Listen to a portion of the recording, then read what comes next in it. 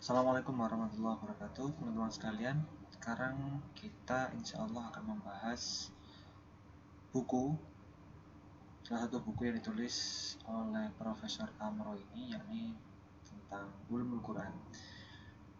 Kita akan mulai di pendahuluan terlebih dahulu sebelum nantinya kita masuk mengenai Ulumul Quran itu sendiri, mengenai pengertiannya dan lain sebagainya. Dan sebelum kita memulai itu, kita perlu mengetahui pendahuluan dari pelajaran yang akan kita pelajari bersama ini. Bismillahirrahmanirrahim.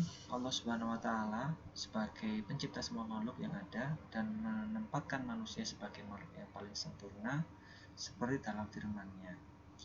Jadi di sini Allah Subhanahu wa Ta'ala yang menciptakan seluruh makhluk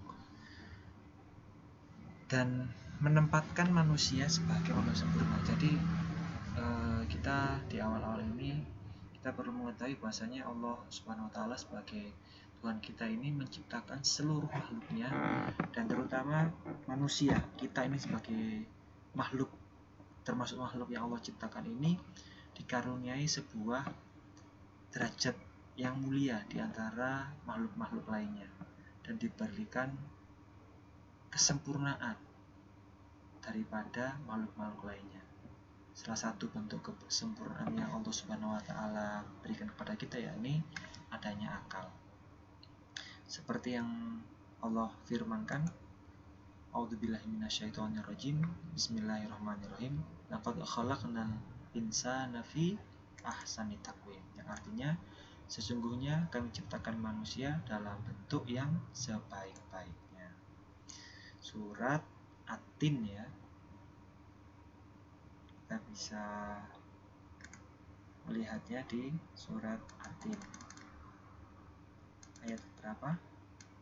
Ayat ke-4. Dengan sifat Rahman dan Rahimnya, Allah menurunkan pedoman sebagai hidayah untuk mencapai kebahagiaan manusia di dunia dan akhirat. Karena Allah memiliki sifat Rahman dan Rahimnya, maka Allah menurunkan pedoman, menurunkan petunjuk sebagai sebuah hidayah kepada kita manusia agar kita bisa mencapai kebahagiaan, baik kebahagiaan yang kita rasakan di dunia dan yang nantinya kita akan rasakan di akhirat. Agar kebahagiaan itu dapat dicapai manusia, perlu adanya petunjuk yang kebenarannya tidak disangsikan oleh manusia. Jadi supaya tidak ada perdebatan, supaya tidak ada namanya argumen-argumen yang salah, dan juga pemahaman-pemahaman yang kurang, makanya petunjuk itu perlu menjadi bukti bahwasanya petunjuk itu adalah petunjuk yang benar, yang tidak disangsikan lagi oleh manusia, karena petunjuk itu benar adanya, benar langsung dari Tuhan, tidak ada lagi revisi-revisi, tidak ada lagi pembaharuan-pembaharuan yang harus diganti dari petunjuk yang sudah Allah berikan tersebut, yakni Al-Quran. Allah sendiri menjanjikan bagi setiap hambanya yang mengikuti petunjuknya, mereka pasti akan memperoleh kebahagiaan. Dan diterangkan juga di sini bahwasanya bagi kita para umat muslim ataupun secara umum bagi manusia yang mengikuti petunjuk Allah Subhanahu wa Ta'ala, pastinya kita akan mencapai sebuah kebahagiaan. Seperti yang Allah firmankan, A'udzubillahi minasyaitonirrajim, Bismillahirrahmanirrahim, Qul nahbitu minha jami'a fa imma ya'tiyannakum minni hudan faman tabi'a hudaya fala khaufun 'alaihim wa lahum yahzanun. Yang artinya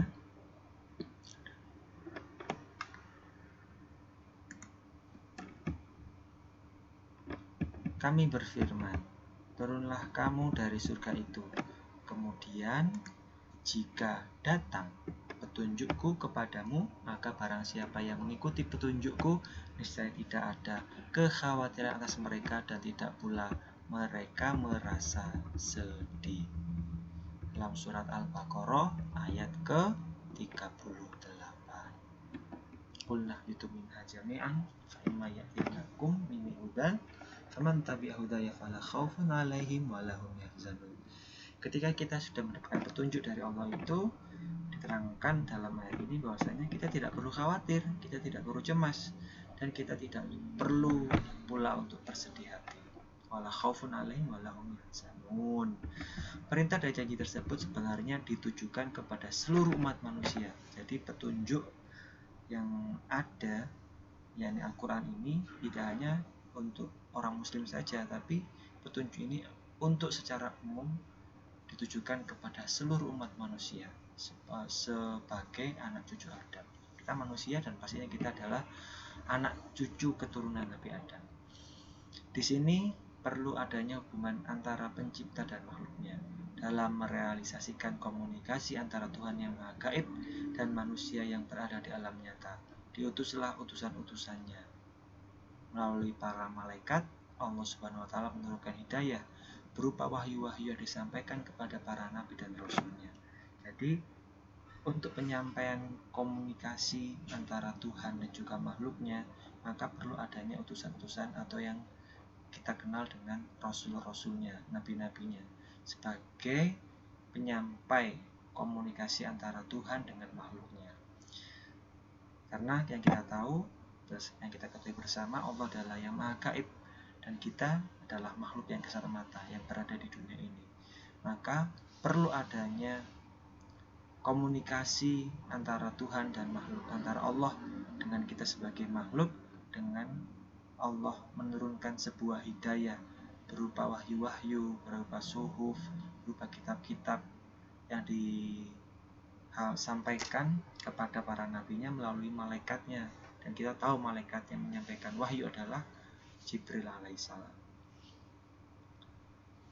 Komunikasi Tuhan dengan manusia menurut Ahmad von Denver merupakan konsep kunci tentang pewahyuan di antara kepercayaan agama, yang lebih dari sekedar upaya filosofis untuk menjelaskan hubungan antara manusia dan zat yang maha agung di setiap kepercayaan agama. Jadi komunikasi antara Allah dan manusia itu merupakan konsep kunci tentang pewahyuan di antara kepercayaan agama. Jadi menurut Ahmad von Denver ini, komunikasi antara Allah sebagai pencipta dan makhluknya, kita manusia ini, merupakan kunci tentang pewahyuan di antara kepercayaan agama.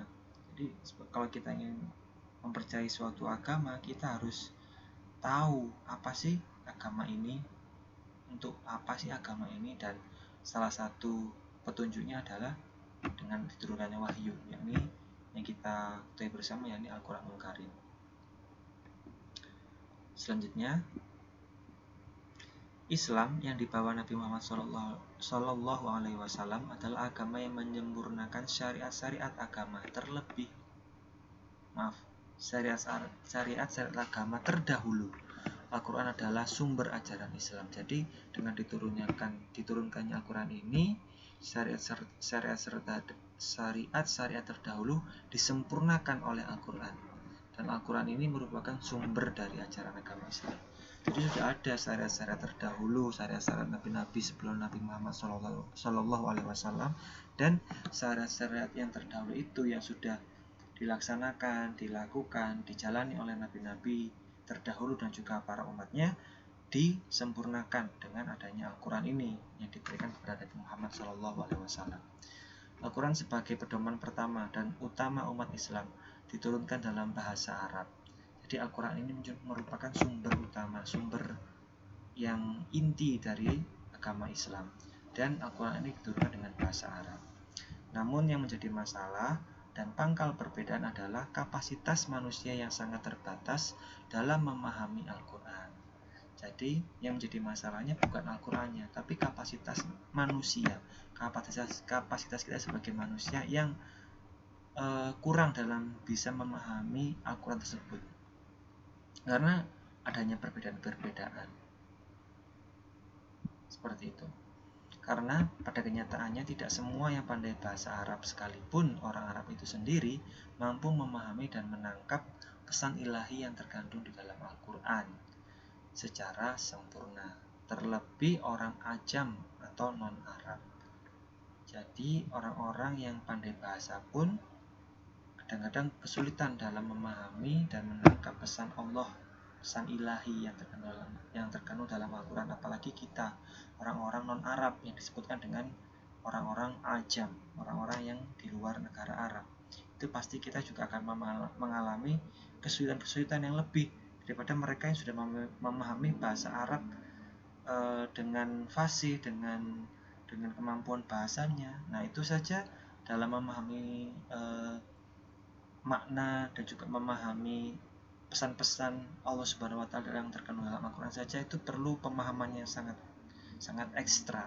Kadang-kadang pemahaman itu juga tidak bisa ditangkap dengan secara sempurna. Nah, seorang ahli bahasa saja masih ada kesulitan, apalagi kita yang tidak memiliki kemampuan berbahasa Arab yang fasih atau memiliki kemampuan memahami tata bahasa Arab. Nah, seperti itu. Bahkan sebagian para sahabat Nabi dan tabi'in yang tergolong lebih dekat kepada masa Nabi masih ada yang keliru menangkap pesan Al-Quran. Jadi sampai di kalangan para sahabat pun yang kala itu sudah sangat dekat dengan Nabi dan juga para tabi'in yang rentan waktunya juga masih berdekatan dengan Nabi itu pun mengalami kesulitan dalam memahami Al-Quran. Misalnya ketika sahabat Rasulullah SAW memahami ini surat ini ya, A'udzubillahi minasyaitonirrajim, Bismillahirrahmanirrahim. Alladzina amanu wa lam yalbisu imanahum bizulmin ulaika lahum al-amnu wa hum muhtadun.